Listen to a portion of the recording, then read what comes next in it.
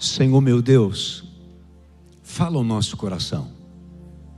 É lindo demais o que o Senhor tem feito nas nossas vidas, em cada elo desse projeto, a cada domingo. O que o Senhor tem tratado com a gente tem sido muito especial, e eu sei que hoje não será diferente.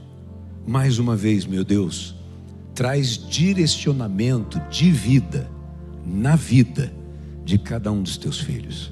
Amém e amém. Amém. Pode sentar.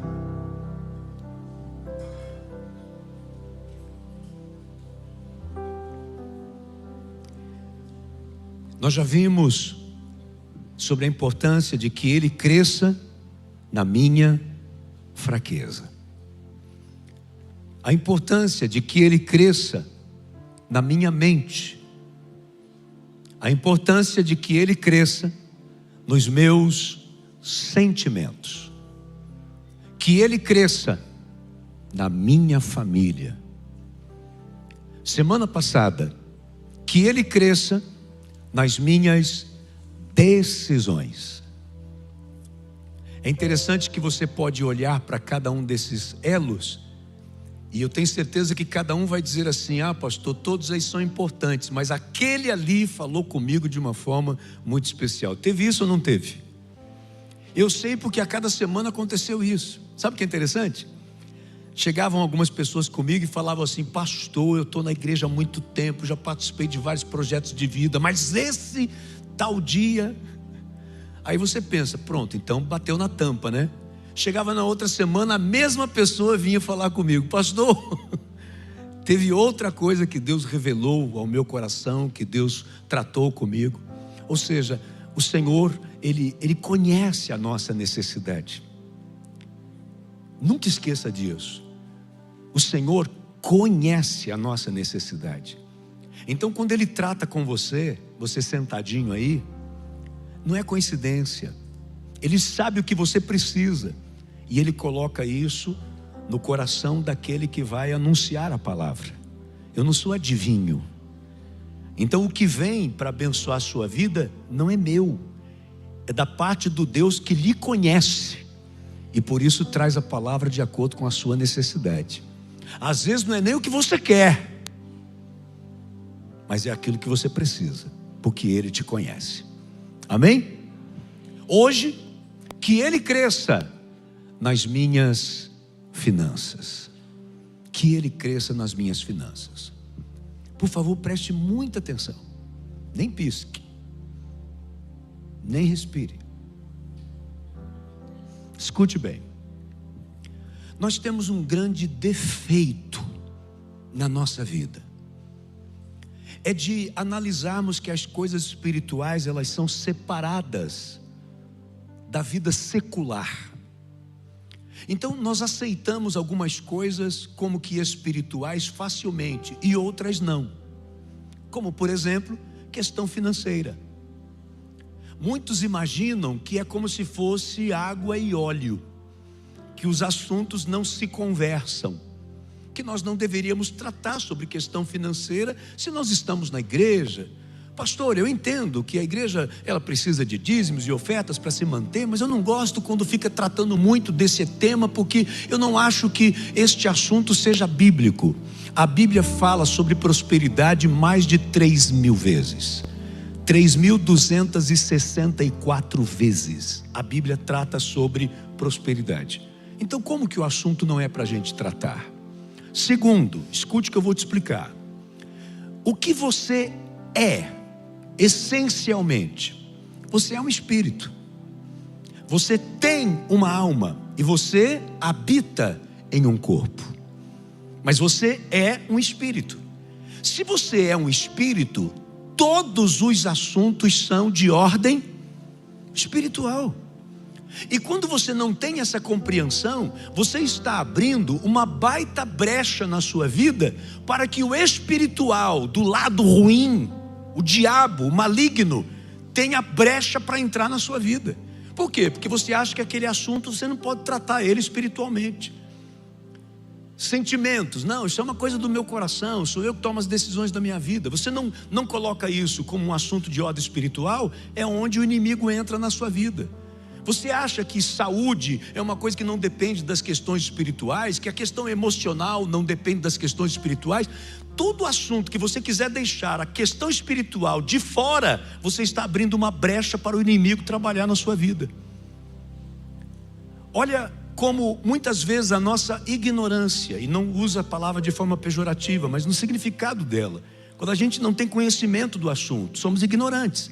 Quando nós somos ignorantes sobre essa questão, nós entendemos, por exemplo, que eu não posso tratar de política na igreja. Não, pastor, pelo amor de Deus, uma coisa não conversa com a outra. Muito bem, quando você não entende que esse assunto também é um assunto de ordem espiritual, você acaba dando brecha para o inimigo trabalhar na sua vida, na sua cidade, no seu estado, no seu país, porque você não entende que tudo é espiritual. Não tem separação de vida secular e vida sacra. Isso só existe da forma didática, para a gente poder aprender sobre as coisas. Então, para ficar mais fácil de aprender, você separa. Mas na prática não existe essa separação. Você não é uma coxa de retalho. Você é um ser só, mas essencialmente espiritualmente. Tem uma alma, portanto lida com sentimentos, com as emoções. E tem um corpo que está sujeito a sofrer todas as consequências e mazelas deste mundo, inclusive violências e doenças e assim por diante. Essa é a nossa realidade. Então por isso eu não devo deixar o assunto finanças de lado, como se Deus não tivesse nada a ver com isso. Muito pelo contrário. Então eu começo a tratar sobre isso com vocês, levando você a pensar sobre o seguinte: qual a relação que você tem com o dinheiro? Nós precisamos ter uma resposta para isso. E essa resposta não é para os outros, é uma resposta que a gente tem que dar para a gente mesmo. E talvez eu vou levar você a pensar de tal forma que você vai perceber que tem uma relação com o dinheiro que você não imaginava que tinha. E eu começo, por exemplo, te fazendo uma pergunta, para a gente tentar entender qual a relação que cada um aqui tem com o dinheiro. A pergunta é essa: qual a sua relação com o dinheiro? Como é que você se relaciona com o dinheiro? Vou te dar duas possibilidades, e elas ficam mais fáceis de serem entendidas com duas possíveis respostas. Primeira resposta: alguém que recebe essa pergunta: qual a sua relação com o dinheiro? E ela diz: não me importo com isso. Você sabe que tem gente que diz exatamente isso. Ela diz assim: olha, dinheiro para mim é um negócio que eu não me importo com isso, sabe? Eu não dou valor a isso. Já ouviu gente dizer isso ou não? Talvez você pense assim: ah, pastor, sabe, tudo bem, você está dizendo que é importante, vamos ouvir, mas eu não ligo muito para dinheiro, pastor. E a gente fala isso, né? E espera no mundo espiritual um punhado de anjinho batendo palma para a gente. Muito bem, que bonitinho. Nossa, como você é uma pessoa espirituosa. Você não liga para dinheiro. Está errado. Você não pode tratar o dinheiro com indiferença a ponto de dizer: não ligo para isso. Até porque o dinheiro, ele é resultado, ele é fruto do teu suor. Para ganhar o dinheiro, você usou uma das coisas que vale muito mais do que o dinheiro: o tempo.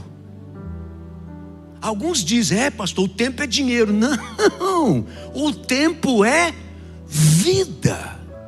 E você usou o seu tempo de vida para ganhar o dinheiro.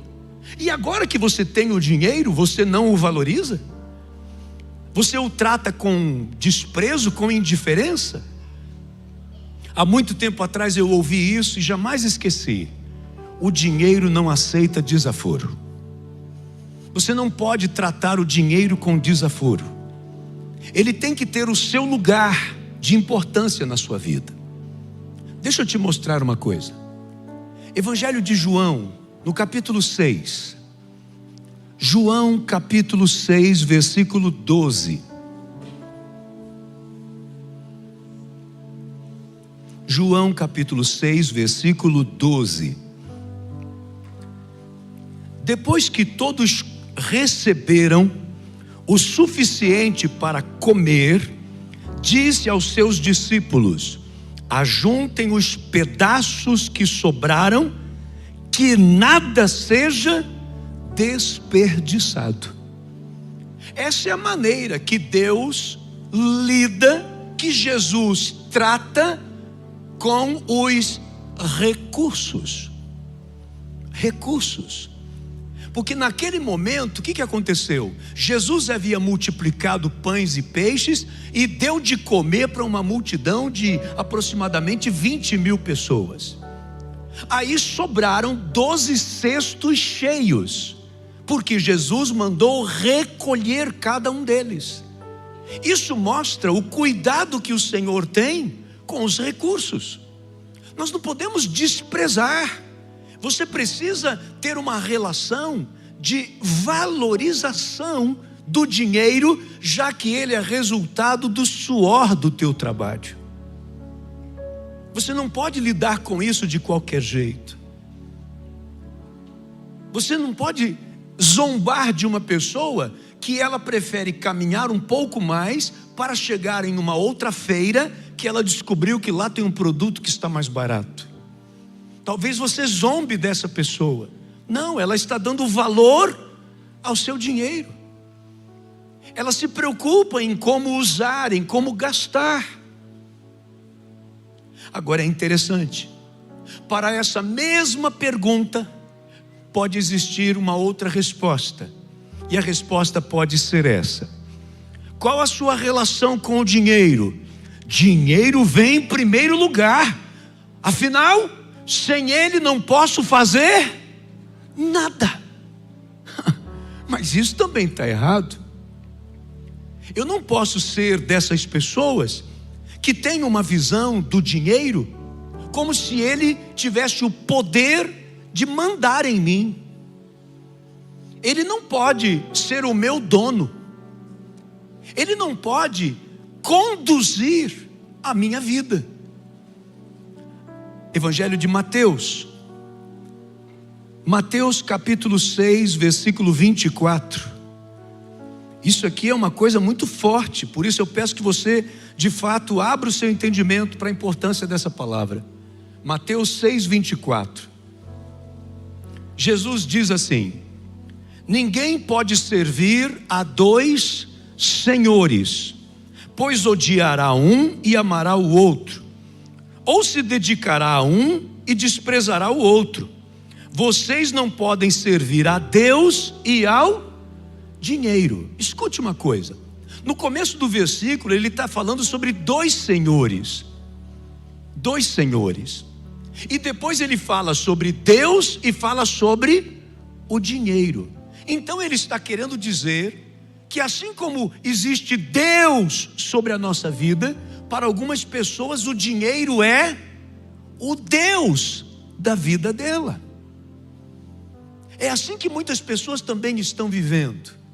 Então, se de um lado nós temos para aquela pergunta, qual a sua relação com o dinheiro? Não estou nem aí, e isso está errado. Também está errado aqueles que hipervalorizam a questão financeira, a ponto de serem pessoas egoístas, a ponto de serem pessoas mão fechada, a ponto de serem pessoas que não ajudam os outros, que não conseguem entender a necessidade de mais ninguém, porque ninguém pode mexer nas suas finanças. São pessoas que são capazes de perder a sua saúde por causa do dinheiro. São pessoas que são capazes de perder sua família. São pessoas que brigam com uma família a ponto de nunca mais falar com elas. E de repente tem um irmão dessa casa, dessa família, que morreu sem falar com o outro, e o problema foi financeiro. Eu estou exagerando ou você conhece casos como esse que eu estou te contando? Talvez exista alguém na sua família que não fale com você, e o causador dessa situação foi uma questão financeira. Então é muito sério quando a pessoa também hipervaloriza. O que a gente aprende? Aquilo que a Bíblia nos ensina praticamente de capa a capa, que o melhor de tudo é ter equilíbrio nas coisas. Eu não posso desprezar o dinheiro, mas eu não posso fazer dele o meu Deus. Eu não posso negociar o meu caráter, os meus valores, os meus princípios por causa do dinheiro. Eu tenho que estar pronto e disposto, se for preciso, a perder financeiramente, para não negociar com aquilo que para mim tem mais valor do que o próprio dinheiro. Quem está entendendo isso? Amém? Então essa é a primeira parte dessa nossa conversa, dessa nossa mensagem, que eu gostaria que você trouxesse como algo forte e importante para a sua vida. Que você pudesse analisar um pouquinho, ainda que rapidamente, a sua vida e responder: qual a relação que você tem com o dinheiro? Sabe essas pessoas que eu disse que, não estou nem aí, de repente você aprendeu isso dentro de casa. De repente seu pai e sua mãe nunca deram muita importância para a questão financeira, achando que isso era até uma atitude bonita, de uma pessoa que é desapegada. Mas quando isso é levado ao exagero, não é positivo não. Hoje, quando adulto, você pode estar sofrendo consequências dessa cultura financeira que você recebeu desde cedo na sua casa. Desde cedo. Ou o contrário.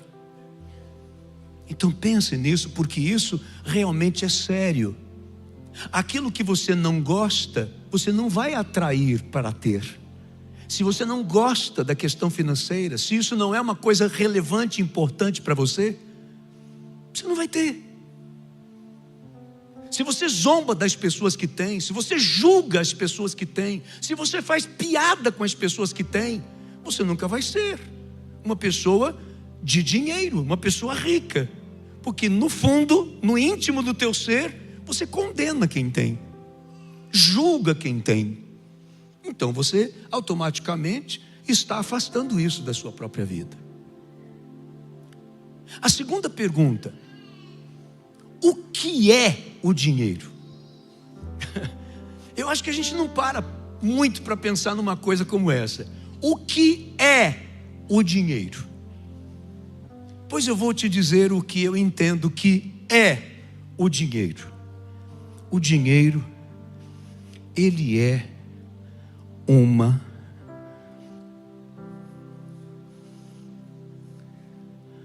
ferramenta.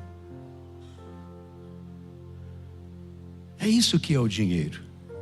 O dinheiro é tão somente uma ferramenta. Eu vou te dar um exemplo. Se você tem um maço de dinheiro diante da sua mesa, isso não tem poder para nada na sua vida ali em cima da sua mesa. Talvez ele tenha o poder de te trazer assim, de tirar um sorriso do seu rosto assim. Quem sabe um olhar arregalado, espantado, feliz. Mas já passa, porque não vai passar disso também, é só isso. Agora, quando você pega esse dinheiro e você o usa para determinadas coisas, ele pode ser uma ferramenta que está te trazendo uma alegria. Quando você pega desse dinheiro que está ali diante de você, inerte, sem poder nele mesmo, mas na ação que você tem com esse dinheiro, você usa para viajar com a sua família. Você está entendendo a diferença? Quando eu tenho uma ferramenta como essa, quantos de vocês viram essa ferramenta aqui quando eu entrei no altar? Quantos viram? Talvez alguém aqui deve ter visto. Alguém viu? Você viu? Mais alguém viu? Porque é indiferente. Nessa multidão toda tem uma pessoa, 2, 3 que viram isso. Porque isso aqui não tem importância nenhuma. Tadinha dessa chave de fenda. Mas caiu alguma coisa minha importante aqui dentro dessa caixa, e eu preciso abrir essa caixa para poder pegar essa coisa importante aqui. Ah, meu Deus, que coisa boa poder ter uma ferramenta adequada para abrir essa caixa e eu conseguir tirar daqui de dentro aquilo que eu perdi. Eu posso tentar de outra forma? Posso. Quem já tentou aqui apertar ou desafrouxar um parafuso com a ponta da faca e a ponta da faca quebrou? Com quem já aconteceu isso? É frustrante ou não é? Porque não era a ferramenta adequada. Quando você tem uma ferramenta adequada para fazer um serviço, gente, é maravilhoso. Você faz menos força, você consegue atingir o resultado, você consegue atingir o propósito, porque você tem uma ferramenta. É isso que é o dinheiro. Você pode pegar um maço de dinheiro e colocar na cabeça para ele poder tirar a sua enxaqueca? Vai resolver? Quem sabe uma nota de 200 resolva, colocar assim em cima da cabeça? Agora pega essa nota de 200 e vai fazer uma consulta com o médico. Não vai dar, coloca mais uns 100, mais uns 200 junto, e vai fazer uma consulta com o médico. Então o dinheiro começou a fazer efeito na sua vida, porque você o usou como uma ferramenta para te dar acesso ao conhecimento que o médico tem. Você vai precisar novamente do dinheiro ao sair desse consultório para passar na farmácia e comprar um remédio. Esse remédio aqui vai funcionar para você. Olha aqui, ó, passa lá e compra. Então você tem o dinheiro, é uma ferramenta, mas o dinheiro por si só não curou a sua dor. Mas quando você usa como uma ferramenta para a tua saúde, você vai lá e compra um medicamento. Gente, de verdade, você está entendendo o que eu estou querendo te dizer? Essa é a relação que nós temos que ter com o dinheiro. Eu preciso olhar para o dinheiro como uma ferramenta que me proporciona a realizações.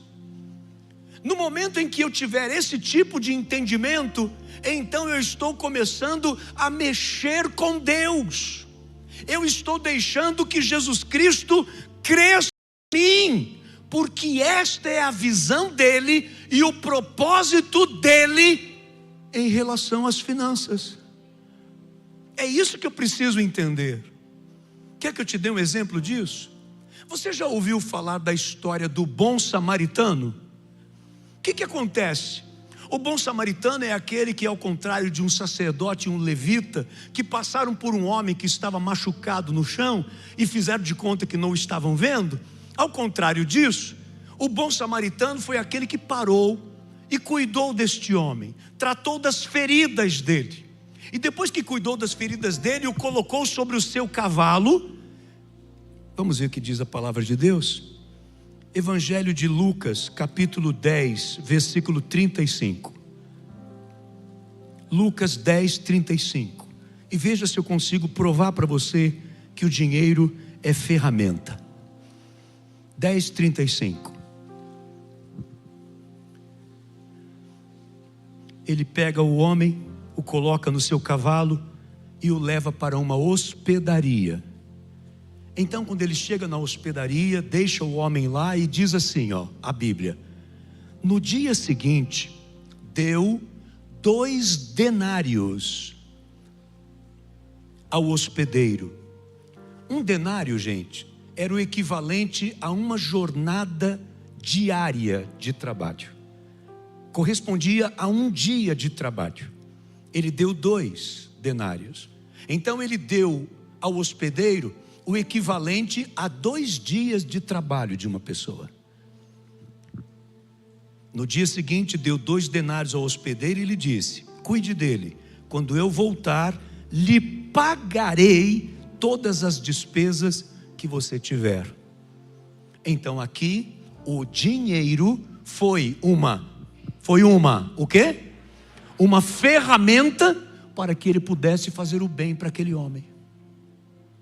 O dinheiro ele usou para abençoar a vida de uma outra pessoa. Nós precisamos entender o dinheiro dessa forma. Ele é ferramenta. O que eu vou fazer com ele, com esta ferramenta, é que vai fazer a diferença na minha vida. E o principal, olhe para mim, o que eu vou fazer com ele é que vai fazer com que Deus invista em mim ou não. Pedi e não recebestes, porque pedistes mal. É isso que é pedir mal. Meu Deus, eu preciso, Senhor, me prospera. Para quê mesmo? Porque eu quero ter uma vida melhor. Para quê mesmo? Porque eu quero ter uma casa maior. Para quê mesmo? Se não houver um propósito que mexa com o coração de Deus, desculpe, meu irmão, desista. Porque Deus não investe no exclusivismo de ninguém. Deus não investe no egoísmo de ninguém. A maneira de Deus lidar e querer abençoar você é quando você tem uma relação correta com o dinheiro. 1 Crônicas, lá no Velho Testamento, primeiro livro de Crônicas, o capítulo 29. Davi já está velhinho, já está perto de morrer. E olha o que ele escreve, olha o que está escrito aqui sobre as suas atitudes. 1 Crônicas capítulo 29. O sonho dele era poder construir o templo ao Senhor, mas o Senhor não deixou que ele construísse. O Senhor disse que esta missão seria para o seu filho Salomão, porque Davi, por ter sido um guerreiro, a Bíblia diz que ele tinha suas mãos sujas de sangue. E Deus queria que quem construísse o seu templo fosse um homem da paz, pelo tempo da paz que estava vivendo, que no caso era o filho de Davi, Salomão. E olha então o que está escrito em 1 Crônicas, capítulo 29, versículos 2 em diante.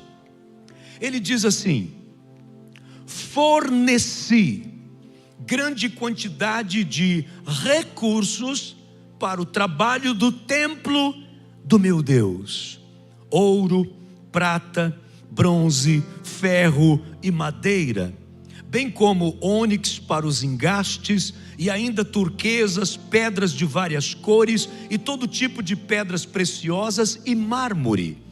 Além disso, pelo amor ao templo do meu Deus, agora entrego das minhas próprias riquezas, ouro e prata para o templo do meu Deus, além de tudo que já tenho dado para este santo templo. Olha que coisa interessante. Aqui, quando ele diz forneci, portanto ele, como administrador das riquezas daquele povo, ele estava usando da riqueza de Israel. Não era do bolso dele. Mas aí o próximo versículo diz: ofereço, pois, 105 toneladas de ouro puro de Ofir. Versículo 3: além disso, pelo amor ao templo do meu Deus, agora entrego das minhas próprias riquezas. Então dele, daquilo que pertencia a ele, ele também tirou para abençoar o templo do Senhor. Digam graças a Deus. Você está conseguindo entender o que eu estou te mostrando? Ou seja, ele estava usando o dinheiro como ferramenta agora para um projeto de Deus, para construir o templo do Senhor, um local para onde todos iriam se dirigir para o que, gente? Para adorar a Deus. Então o dinheiro é uma ferramenta que você pode utilizar para várias coisas, para abençoar a vida de uma pessoa. E quando Deus percebe isso, é quando Ele pode verdadeiramente então te abençoar. Olha isso, gente. Esse entendimento é fundamental. Porque Deus quer prosperar você. Se Deus não vai participar de um projeto egoísta seu, exclusivista, não vai te dar uma coisa só para você, então por que Ele vai te prosperar? Olha aqui esse versículo, quando Paulo escreve aos Coríntios: vocês serão enriquecidos de todas as formas. Quem diz amém? Amém. Isso é bom demais. O que quer dizer enriquecido de todas as formas? Tudo que você fizer vai dar certo, vai para frente. Tem a unção, tem a bênção. O negócio não dá certo, coloca na tua mão e aquilo vai para frente. Amém? Então, vocês serão enriquecidos de todas as formas. Entulha um poço, quem conhece a história está entendendo. Você vai, fura outro buraco e dá água. Aí vem os invejosos e entulha. Não tem problema não, você vai para outro lugar, fura de novo e dá água. Por quê? Porque você é como árvore plantada junto a ribeiros, suas folhas nunca murcham, no tempo certo dá o seu fruto, e tudo que fizer prosperará. Não depende de lugar, não depende de época, não depende nem de governo. Graças a Deus. Porque a bênção e a graça do Senhor, ela te persegue. A Bíblia nos diz que se você der ouvidos à voz do Senhor, Deuteronômio 28, versículos 2 em diante, se você obedece à voz do Senhor e cumpre a sua palavra, estas bênçãos te alcançarão. Você está andando e a bênção de Deus vem atrás de você no seu calcanhar, querendo te alcançar. Amém? É isso que quer dizer ali, ó. Tudo isso que eu estou te falando está ali, ó. Vocês serão enriquecidos de todas as formas. O detalhe é agora: para quê? Se não é para egoísmo seu, então ele vai te enriquecer com um propósito. Nesse caso, olha, para que possam ser generosos em qualquer. Interessante, né? Se lá está dizendo de todas as formas, mas aqui também está dizendo em qualquer ocasião ser generoso. Então aqui você encontra um propósito para a prosperidade. Esqueça de querer pedir para Deus te prosperar se você não tiver um propósito para apresentar para Ele. Esqueça. Deus não vai se envolver nisso. Inclusive, essa pessoa que quer só para ela, é tão certo de que ela não está preparada para receber, que a melhor coisa que poderia acontecer na vida dela para ela não perder a salvação é ela morrer pobre. Algumas pessoas, a melhor coisa que poderia acontecer na vida delas é a pobreza, porque ela não está preparada para ser rica, ela não está preparada para ter dinheiro. Tem gente que compra um sofá, não fala com os vizinhos. Sofá. E em casa bota uma ordem: ninguém coma. Já ouviu isso ou não? Lugar de comer é na mesa, porque o sofá é novo. Passa um pouco de tempo, tem comida caindo nas frestas, tem criança metendo a mão ali para arrancar pedaço de chocolate. Aí volta a falar com os vizinhos, porque o sofá está velho. Tem gente que não está preparado para ter, se torna orgulhoso, trata mal os outros, não ajuda ninguém, não abençoa a vida de ninguém, deixa de falar com a família, porque começou a ter uma condição financeira melhor.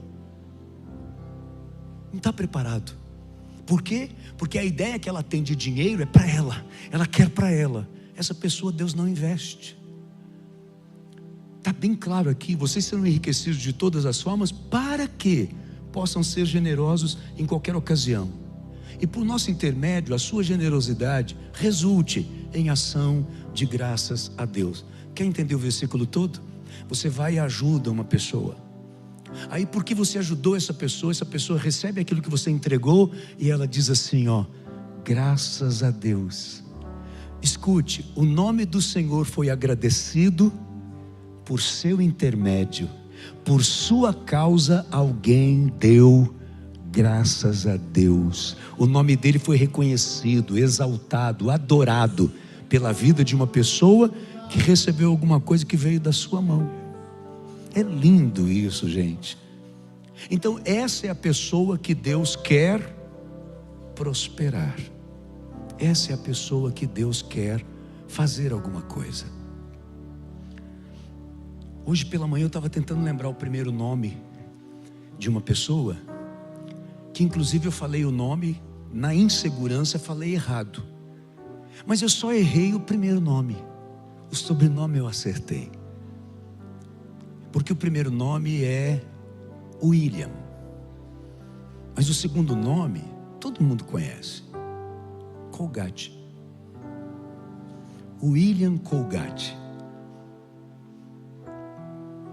Um jovenzinho que nasce numa família pobre e que de repente ele começa a vender sabão. Ele encontra-se com um homem piedoso, um velhinho sábio, que disse assim: meu filho, se você quer prosperar, aprenda a devolver o que é de Deus. E dali em diante ele passou a ser um dizimista e começou a devolver a 10ª parte de tudo que ele ganhava com a venda de sabão para a igreja. Ele começa a crescer e se torna diácono da Igreja Batista. E começa a crescer financeiramente. E ele entende o seguinte: não, eu não posso devolver só 10% para Deus. E ele começa a dar metade de tudo que ele ganha. É quando ele cria a pasta dentifrícia, a pasta de dente Colgate. Será que ficou rico? Colgate, vendendo para o mundo inteiro. E aí ele decide que tem muito, que ele não precisa disso tudo. E ele resolve inverter. E ele começa a doar para a obra de Deus 90%. E fica só com 10%. E não para de crescer. E não para de enricar. Você consegue entender isso? Por que esse homem foi prosperando? Porque Deus olhou para ele e percebeu que podia investir nele. Puxa, pastor, eu queria também poder investir em alguma coisa, mas eu não tenho nada financeiramente. Tá, deixa eu trazer um exemplo do Nordeste para você. Que tal um exemplo de Caruaru, Pernambuco? Quem sabe não falar de dinheiro? Vamos falar de uma formação acadêmica. Vamos falar de uma profissão nobre, muito importante. Um médico. O nome dele é André. E o André, como médico, ele cria momento sem receita.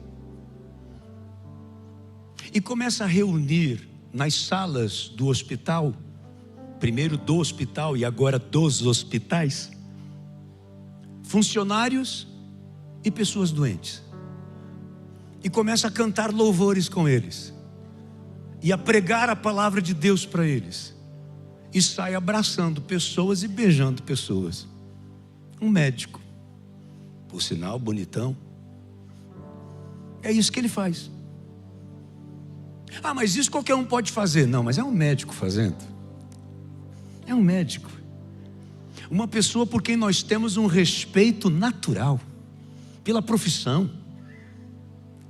Ficamos acanhados diante de um médico. O médico é tão importante para nós que eles criaram até uma síndrome, a síndrome do jaleco branco. Tem gente que chega diante do médico, por causa do jaleco que vê ali, a pressão aumenta. Não é assim? É chamado de síndrome do jaleco branco. A pessoa tem tanto medo, respeito, um punhado de coisa junto por um médico, que a pessoa fica receosa. Então é uma pessoa diferenciada, e ele está usando tudo isso que existe para cima dele por causa dessa profissão. Ele usa isso de uma forma tão positiva para derramar bênção sobre a vida das pessoas. Você está entendendo o que eu estou querendo te dizer então sobre prosperidade? Ô pastor, mas não era dinheiro? Não é só dinheiro. É quando você usa o seu conhecimento para abençoar a vida de outras pessoas. Ou você está achando que Deus te deu conhecimento para você usar só para você ou para você ganhar dinheiro? Você está achando que é isso?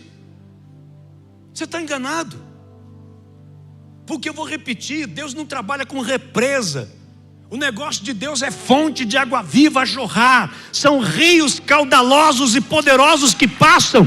E por onde eles passam, as árvores são frutíferas. O rio é vida. Vá para o sertão, vá conversar com aqueles que moram na beira do Rio São Francisco e pergunte se eu estou errado. O rio é vida. Por onde ele passa, ele traz vida. E é isso que ele quer que você seja, meu irmão. Que você possa abençoar por onde você passar, com tudo que você tem, porque tudo que você tem veio de Deus para a sua vida.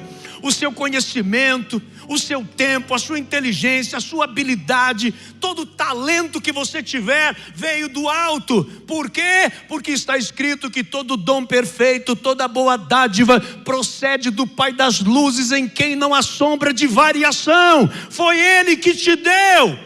mas não deu para ficar guardado, trancado e fechado apenas para a sua própria vida. Então, quando você tem esse tipo de entendimento, então o Senhor sabe que pode investir em você. Eu encerro te dizendo algo que a minha igreja de tempos já conhece, mas sempre tem muita gente nova na igreja que precisa ouvir sobre isso. Eu gosto de explicar que na administração existe, na logística, várias ferramentas para facilitar o trabalho das empresas. E uma delas é o famoso CD. O CD, que significa Centro de Distribuição, ele trabalha da seguinte forma: é um grande depósito, onde ali fica armazenado todos os produtos das lojas daquela rede. Fica tudo guardado ali, no CD. O CD, ele fica geralmente em vias expressas ou rodovias, lugares de fácil acesso para entrar e para sair. Se você chegar nas cidades, você vai perceber que na maioria das cidades você vai encontrar os CDs logo na entrada da cidade. Aqui nós temos um ali na entrada da cidade, que você vê no alto assim. Ali é um CD do G Barbosa, propaganda de graça. Aí você vê ali um CD. Ali fica armazenada as geladeiras, fica ali os fogões, os móveis, as televisões, fica tudo guardado ali. À medida que as lojas vão tendo necessidade, no sistema já aparece que a loja está precisando, e eles mandam um caminhão para lá para entregar não sei quantas geladeiras, não sei quantos fogões, para poder abastecer as lojas. Então esse é o CD. Isso facilita para que não fiquem as lojas entupidas de coisas, até estragando, sem ter onde armazenar adequadamente. E no CD não, fica tudo muito bem guardado. É isso que eu digo que você tem que ser. Você tem que ser um CD. E lembre-se, o CD geralmente está em lugares de fácil acesso. Lugares onde fique fácil de você receber todo o material que vai ser guardado, mas fácil também para você distribuir para onde tem que mandar. É assim que você tem que ser. Uma pessoa fácil para receber de Deus, mas da mesma forma, fácil para abrir a sua mão e abençoar quem precisa de você. As vias têm que ser fáceis. E aí, você não trabalha com geladeira, com fogão, com televisão. Então, por isso eu digo que você é um CDB. É um centro de distribuição de bênçãos. Quando o Senhor descobre que você é isso, então você participa da logística do céu. O céu manda para você, porque sabe que não vai ficar parado em você, mas de você sairá para atender as necessidades de todos os que estiverem à sua volta. Seja um CDB. E então você vai atrair a prosperidade de Deus para a sua vida, porque Ele sabe que o que Ele te der, muitos outros serão abençoados, e não só você. Amém? Eu odeio provocar competição entre pessoas, odeio. Mas de manhã, quando eu falei isso,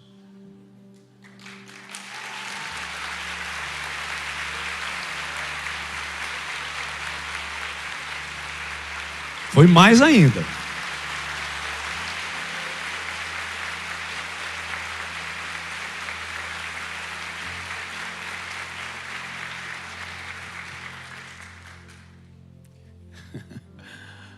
Eu encerro com essa frase aqui, que Deus me deu quando eu terminava essa mensagem: